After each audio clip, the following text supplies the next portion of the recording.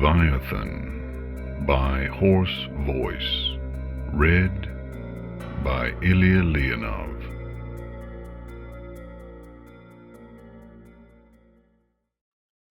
There is no need to shove, God. I am quite capable of walking on my own, despite these manacles.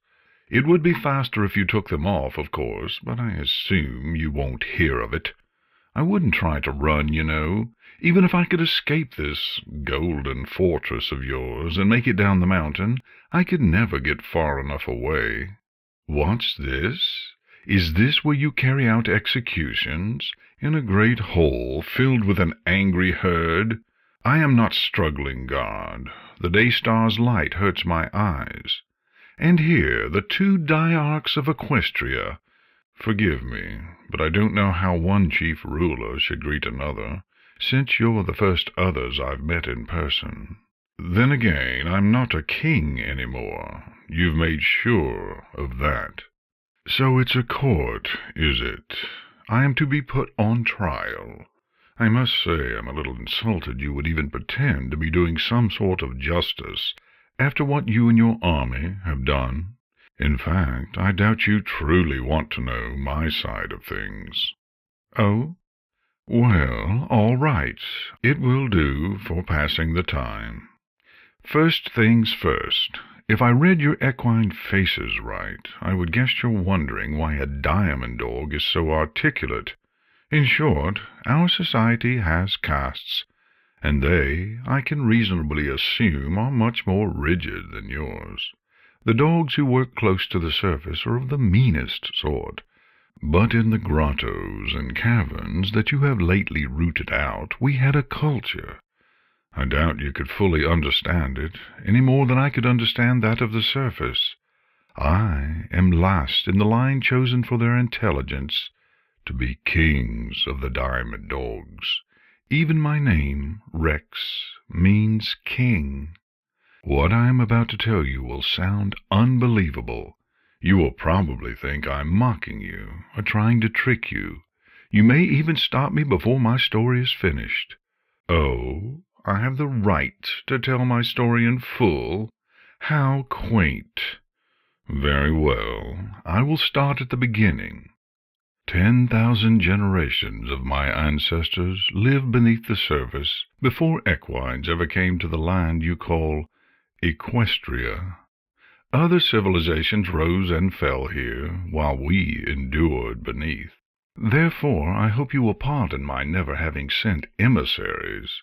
I assumed our society would survive yours, as it did the others.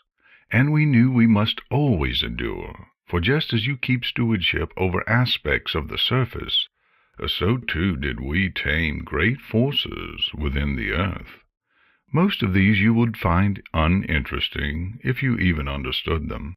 But there is one you will find most relevant.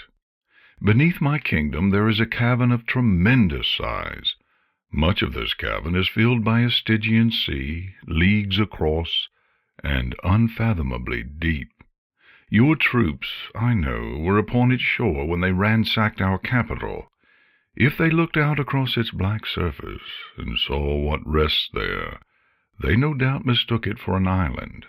That island is only a part of the thing that sleeps there. No mortal alive today has seen it in full, but it is described in accounts written by my ancestors of those times when it awoke. Its size is such that it could pick up 2 bull dragons in its jaws with ease. Its many long limbs carry it fast through the water, and almost as fast over land. It is entirely covered in impenetrable scales, even at its joints. We call it Leviathan.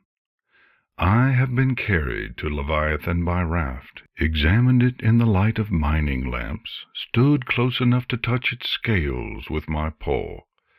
Though it was asleep, the mere sight of it in the light was nearly overpowering. No one knows where it came from, but there are educated guesses. Its broad diet and scaly hide suggest a relation to dragons or sea serpents, or both. As far as anyone knows, it is the only one of its kind, but no doubt there were others in some dark primordial time, before my people, or yours, ever existed. Now it preserves itself by sleeping, immobile, for some 3 centuries at a stretch, and awakening only long enough to fill its belly. The more ignorant among us worship it as a god. It is nothing of the sort. A god might be reasoned with.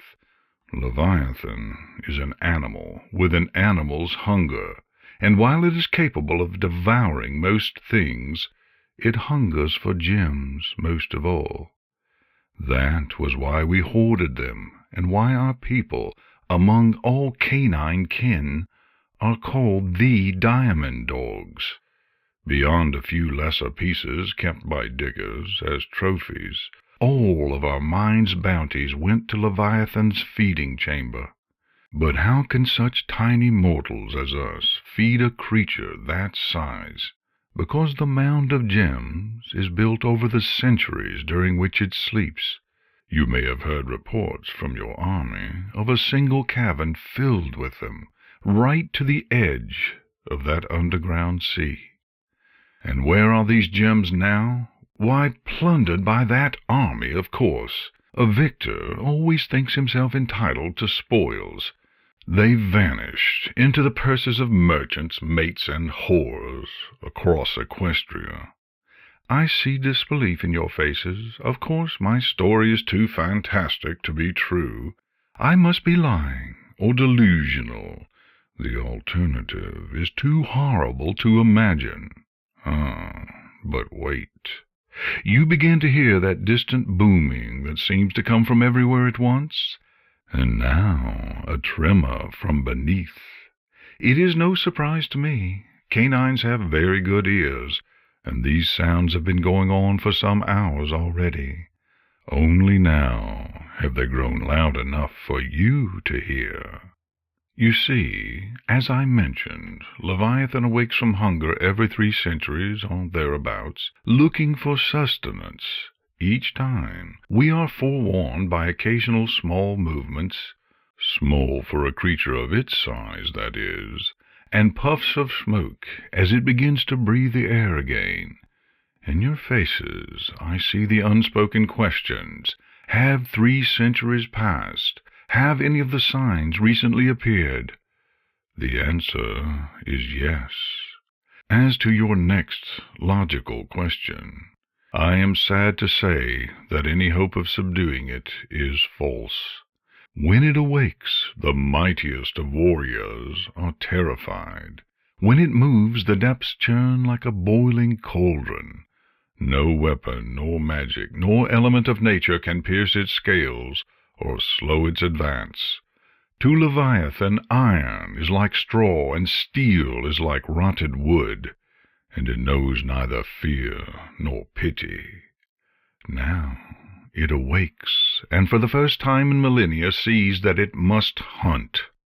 I admit to my share of responsibility.